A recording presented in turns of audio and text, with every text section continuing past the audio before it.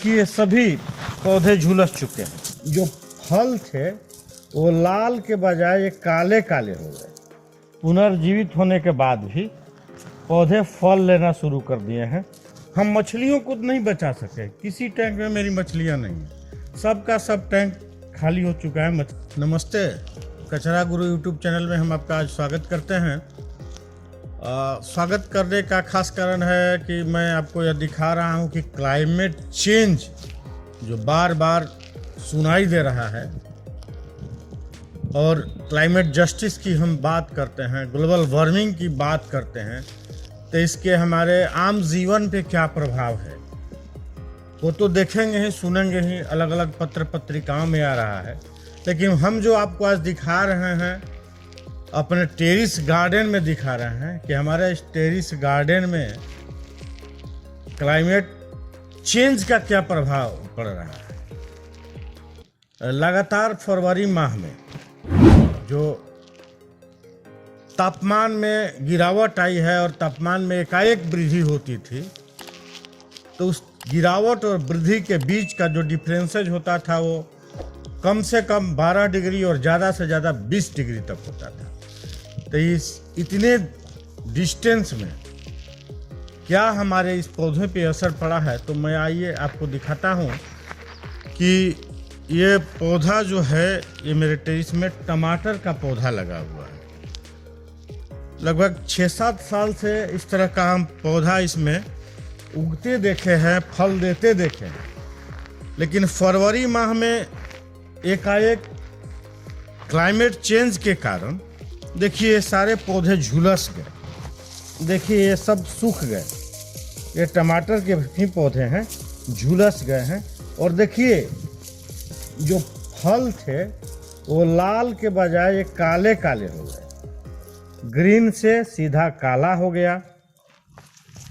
देखिए और इधर भी है,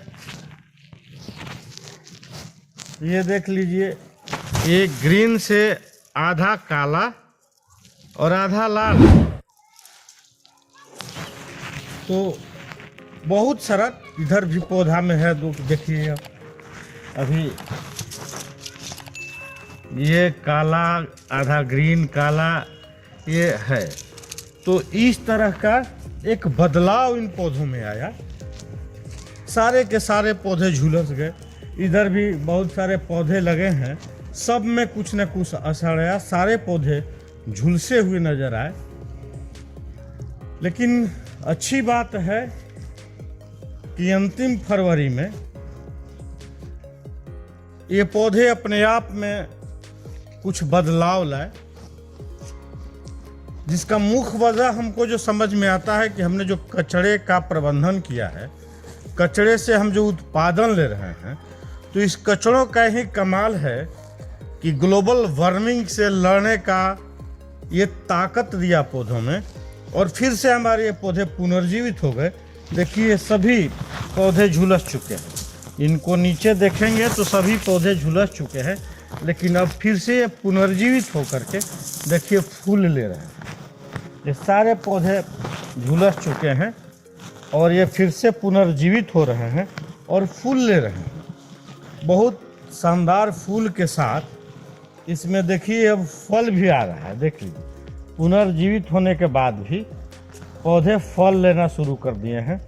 सारे झुलसे हुए पत्ते अब गिर रहे हैं, देख लीजिए, और फल फिर से लेना शुरू कर दिया है। तो क्लाइमेट चेंज में भी पौधों को लड़ने का ताकत, ग्लोबल वार्मिंग से लड़ने का ताकत अगर किसी चीज़ में है तो हमारे कचरे में है।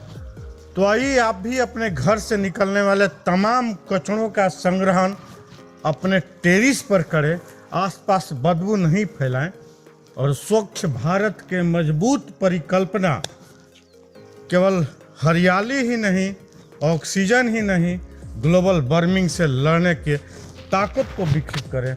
हम मछलियों को नहीं बचा सके। किसी टैंक में मेरी मछलियां नहीं है, सबका सब टैंक खाली हो चुका है, मछलियां मर चुकी हैं। लेकिन हमने जो ग्लोबल वार्मिंग से लड़ने का ताकत इन कचड़ों में देखा, वो कमाल का है। उत्पादन हमको लग रहा है कि फिर से मिलेगा। आज 10 मार्च है। 10 मार्च में देखिए किस तरह से हमारे टेरिस में फिर से हरियाली आ रही है। किसी भी तरह का रसायन का प्रयोग मैंने नहीं किया, लेकिन फिर से पौधे पुनर्जीवित हो चुके हैं, फूल ले रहे हैं, फल लगने लग रहे हैं। तो अब हमें लगता है कि फिर से हम टमाटर का फल खा सकेंगे। तो आप भी एक अनोखा प्रयास कीजिए, कचौड़ों के प्रबंधन का आसपास मत फेंकिए और घर में टमाटर या और भी हरी सब्जियां कचड़े से निकालिए और ग्लोबल वार्मिंग की लड़ाई में शरीक हो जाइए। इन कचड़ों से कुपोषण दूर करने का ताकत विकसित कीजिए, कचड़ों को कंचन बनाइए और फिर कुपोषण दूर करिए। इसी बातों के साथ हम फिर मिलेंगे जल्दी ही अगले वीडियो में। देखते रहिए कचड़ा गुरु। जय हिंद।